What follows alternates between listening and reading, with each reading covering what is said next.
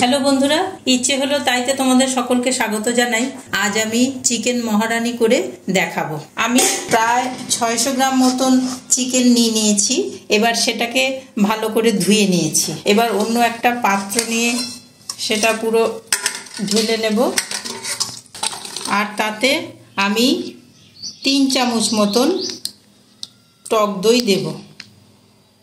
আর নেব আদা রসুন কাঁচা লঙ্কা বাটা 3 চামচ মতন। আর দেব সামান্য লবণ। এবার এটাকে ভালো করে মেখে মিনিমাম আধ ঘন্টা রেখে দেব। যত বেশি ম্যারিনেট করার সময়টা দেওয়া যাবে মাংসটা তত বেশি সফট হবে।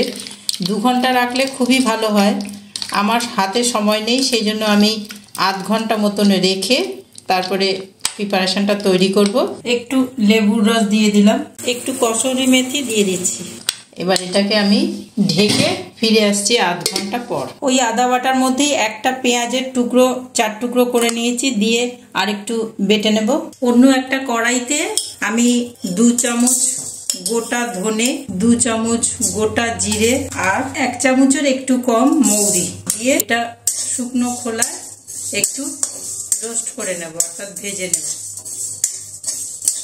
ভেজে এই মশলাটাকে ঠান্ডা করে তারপরে মিক্সিতে গুঁড়িয়ে নেব। ঠান্ডা হয়ে গেছে রোস্ট করা মশলা, এবার সেটা মিক্সিতে দিয়ে গুঁড়িয়ে নেব। অন্য আর একটা মশলাও লাগবে এতে। আমি কিছুটা কাজু ভিজিয়ে রেখেছি আর 10টা আমন্ড ভিজিয়ে রেখেছিলাম। এবার সেটা মিক্সিতে বেটে নিচ্ছি। এই রান্নাটায় আমি একটুও জল দেব না, এতে সামান্য একটু দুধ দেব, দিয়ে এবার এটা মিক্সিতে বেটে নিচ্ছি। গ্যাস অন করে কড়াই বসিয়ে দিয়েছি আর তাতে রিফাইন তেল দিয়ে দিলাম এই 3 টেবিল চামচ মতন। এই রান্নাটায় কোনো ফোড়ন দেব না। তেলটা গরম হতে একটু সময় দেব, কয়েক সেকেন্ড। গরম হয়ে গেছে। এবার 2টো বড় পেঁয়াজ কুচিয়ে রেখেছি, কুচনো পেঁয়াজগুলো দিয়ে এবার একটু ভেজে নেব। এই পেঁয়াজগুলো বেশি লাল বাদামি করে ভাজতে হবে না, জাস্ট কাঁচা গন্ধটা চলে গেলেই হলো। এবার এর মধ্যে বেটে রাখা মশলাটা দিয়ে দিচ্ছি, আদা রসুন কাঁচা লঙ্কা বাটা। ভালো করে 5 মিনিট মতন একটু কষিয়ে নিতে হবে। মশলা কষানো হয়ে গেছে, তেল ছেড়ে এসছে। যেহেতু আমি হলুদ দিচ্ছি না সেই জন্য সাদা সাদা লাগছে, কিন্তু মশলাটা কষানো হয়ে গেছে, বোঝাই যাচ্ছে, গন্ধ বেরোচ্ছে। এবার আমি এই ম্যারিনেট করা মাংসর টুকরোগুলো দিয়ে দেব। আমি প্রায় ঘন্টাখানেক মতন ম্যারিনেট করে রেখেছিলাম। মাংস দিয়ে বেশ খানিকক্ষণ কষিয়ে নিতে হবে। বেশিক্ষণ না, এই 5 মিনিট মতন একটু কষিয়ে নেব। আর সামান্য একটু লবণ দেব। লবণ দিয়ে ম্যারিনেট করেই রেখেছিলাম, তবু একটু লবণ দিতে হবে। আর আমি যেই ভাজা মশলা গুঁড়িয়ে রেখেছিলাম সেই মশলা খানিকটা দেব, কষিয়ে নেব।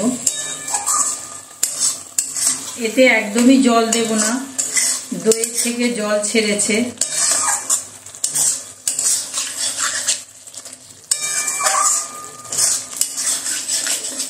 মশলা থেকে তেল ছেড়ে এসছে।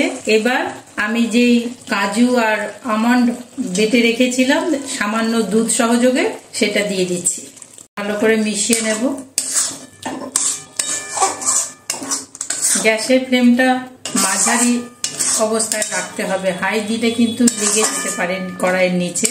কেননা যেহেতু বাদাম কাজু এগুলো কড়াইয়ের নিচে লেগে যেতে পারে খুব তাড়াতাড়ি। এবার আমি এই মাংসর কষানোর সময় কোনো জল দিইনি, এখনো অবধি কোনো জল দিইনি, দেব না।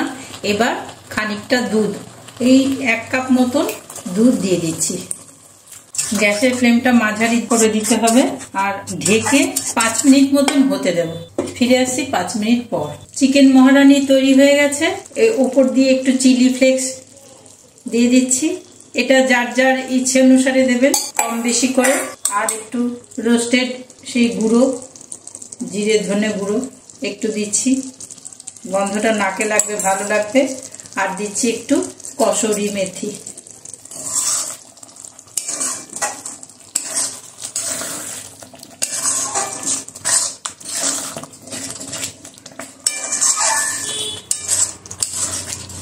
চিকেন মহারানি ভাত, রুটি, লুচি, পরোটা সবকিছুর সাথেই খাওয়া যাবে। আর খেতে টোটালি অন্যরকম লাগবে রোজকার একঘেয়ে রান্নার থেকে। আর আমার তো এখনই খেতে ইচ্ছা করছে, এত সুন্দর গন্ধ ছাড়ছে। আপনারাও করে খেয়ে দেখবেন, আমাকে জানাবেন কেমন হলো। আর আজকের মতন তাহলে আসি। আর নতুন বন্ধু যারা সাবস্ক্রাইব করেননি, সাবস্ক্রাইব করে পাশে থাকবেন। পুরনো বন্ধু আপনারা বা তোমরা সাথে তো আছোই, তেমনি থাকবে। আর লাইক কমেন্ট দিয়ে জানাবে কেমন লাগলো। গোটা ভিডিওটা আমার সাথে থেকে দেখলে বলে তোমাদের সকলকে আমি ধন্যবাদ জানাই। আজকের মতন বাই।